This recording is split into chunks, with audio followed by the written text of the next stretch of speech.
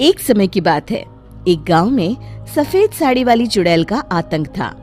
चुड़ैल रात भर गांव में घूमती और गांव का जो भी आदमी उसे दिखाई देता उसे वो घायल कर देती।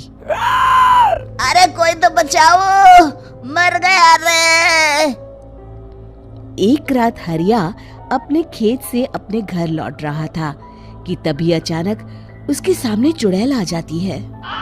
अरे बाप रे, ये चुड़ैल कहाँ से आ गई? आज तो मैं गया काम से।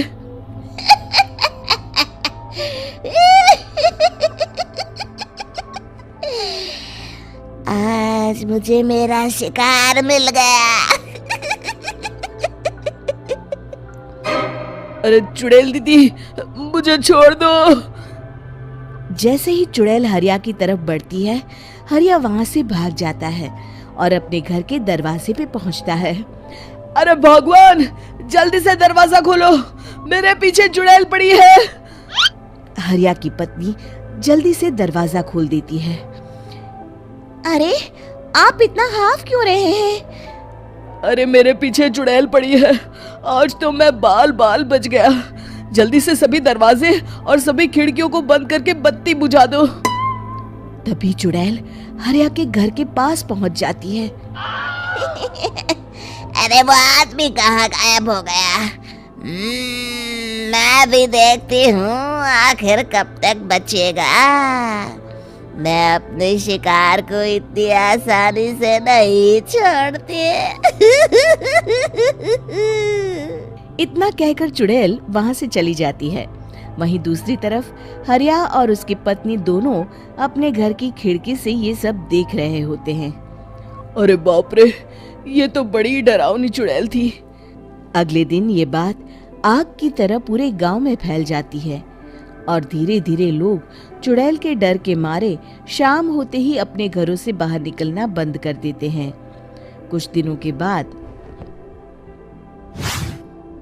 भाई, मैंने तो इस चुड़ैल के डर के मारे रात को अपने खेतों को पानी देना बंद कर दिया है।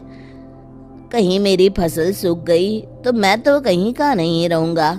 साहूकार का कर्जा कैसे चुकाऊंगा? अरे भाई, पूरे गांव वालों का यही हाल है। पता नहीं ये चुड़ैल हमारे गांव में कहां से आ गई। फिर एक दिन गांव के पास वाली नदी के किनारे एक बहुत बड़े तांत्रिक के आने की बात कुछ गांव वालों को पता चलती है। वो लोग जाके ये बात गांव के मुखिया को बताते हैं। मुखिया जी, नदी के किनारे एक बहुत ही पहुंचे हुए तांत्रिक बाबा आए हैं। हमें उनसे मदद मांगनी चाहिए। मैंने सुना है वो बड़े बड़े भूतों और चुड़ैलों को अपने वश में कर लेते हैं। मुखिया जी सभी गांव वालों को लेकर उस तांत्रिक के पास पहुंच जाते हैं। ओम फट स्वाहा, ओम फट स्वाहा। तभी तांत्रिक अपनी बंद आंखों को खोलकर कहता है, क्या बात है? तुम सब लोग यहाँ क्यों आए हो? मुखिया जी उस तांत्रिक को सारी बात बता देते हैं। अच्छा, तो ये बात है। और तांत्रिक अपनी आंखों को बंद कर लेता है। मैं देख रहा हूँ तुम्हारे पूर्वजों ने बहुत पाप किए थे, जिससे ये गांव अब श्रापित हो चुका है। उसी के फल स्वरूप तुम्हारे गांव में चुड़ैल आई है। ये चुड़ैल बहुत खतरनाक है, ये किसी को नहीं छोड़ेगी। हे भगवान, मर गए रे, अब क्या होगा? तभी गांव के मुखिया जी कहते हैं, बाबा, इस चुड़ैल से हम सबको बचा लीजिए। कोई तो उपाय होगा। इसका सिर्फ एक ही उपाय है। सभी गांव वालों को बारी बारी हर दिन अपनी आधी फसल उस पहाड़ी के ऊपर बनी काली गुफा में छोड़ के आनी होगी। तभी उस चुड़ैल की भूख मिटेगी और श्राप का प्रभाव खत्म हो जाएगा और तुम सब जिंदा बच जाओगे। सभी गांव वाले उस तांत्रिक की बात को मान लेते हैं और वहां से चले जाते हैं। फिर अगले दिन से रोज उस गांव के लोग बारी बारी से अपनी आधी फसल उस काली गुफा के पास जाकर रखाते। कुछ दिनों बाद हरिया की बारी आती है। बाप रे, आज तो मेरी बारी है उस काली गुफा में जाने की। क्या करूं? वो तो बड़ी खतरनाक चुड़ैल है। मेरे तो हाथ पैर कांप रहे हैं।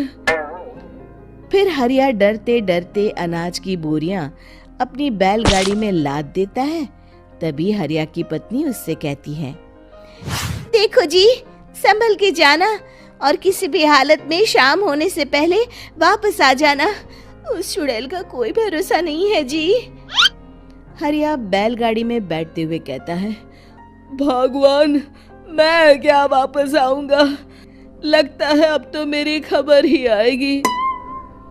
इतना कहकर हरिया वहां से चला जाता है। रास्ते में जंगल से गुजरते हुए हरिया की बैलगाड़ी का एक चक्का बड़े गड्ढे में फंस जाता है। हे भगवान, अब ये क्या मुसीबत है? हरिया नीचे उतर के पूरी ताकत से अपनी बैलगाड़ी को गड्ढे से निकालने की कोशिश करता है। बहुत देर मेहनत करने के बाद हरिया की बैलगाड़ी उस गड्ढे से बाहर निकल जाती है।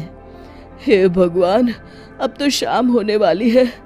आज तो मैं गया काम से। जैसे तैसे हरिया काली गुफा में पहुंच जाता है। अरे मर गया रे, यहाँ तो चारों तरफ डरावना माहौल है।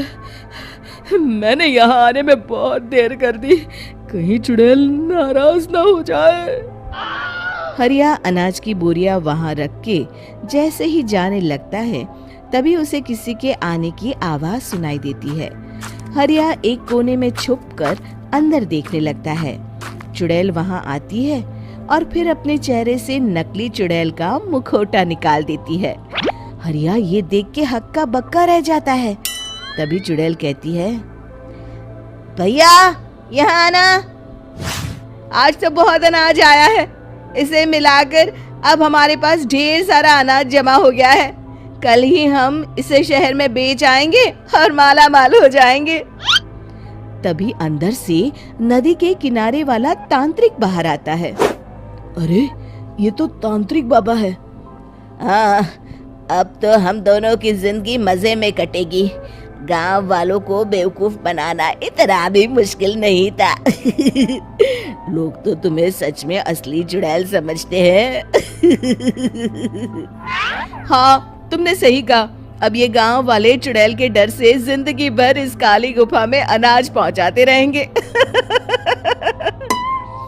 अच्छा, तो ये बात है। ये दोनों पूरे गांव वालों को बेवकूफ बना रहे हैं।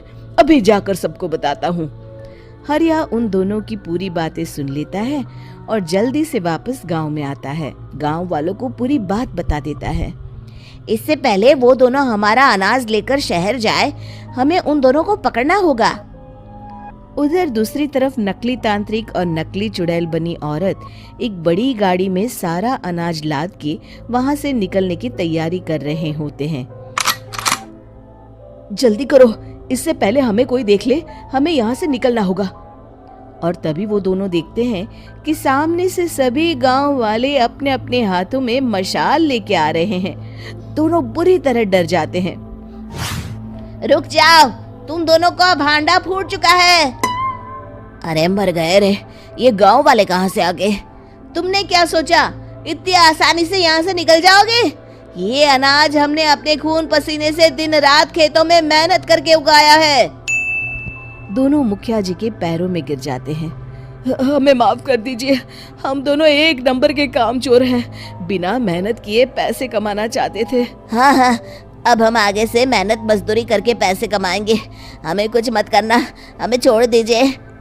इतना कह के दोनों गांव छोड़ के भाग जाते हैं और सभी गांव वाले फिर से खुशी खुशी रहने लगते हैं। शिक्षा, तभी तो कहते हैं कि किसी भी समस्या का समाधान केवल सूझबूझ से ही करना चाहिए और कभी हिम्मत नहीं हारनी चाहिए। दोस्तों, हमें उम्मीद है कि आपको हमारी ये कहानी पसंद आई होगी। कृपया हमारे चैनल को सब्सक्राइब करें और सभी अपडेट्स के लिए बेल आइकन जरूर दबाएं। और हाँ, वीडियो लाइक और शेयर करना मत भूलिएगा। Bye bye.